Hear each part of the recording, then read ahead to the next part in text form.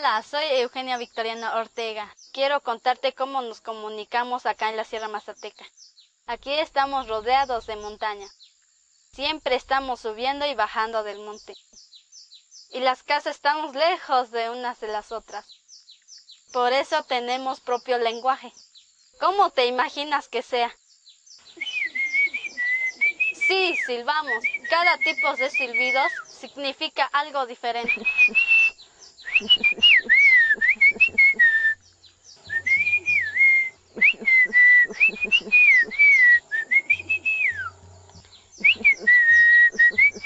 Los que no hablan mazateco no entienden. Los silbidos se oyen desde lejos. Por eso nos podemos hablar de monte a monte. Escasñari. Yari, Adiós. hasta luego.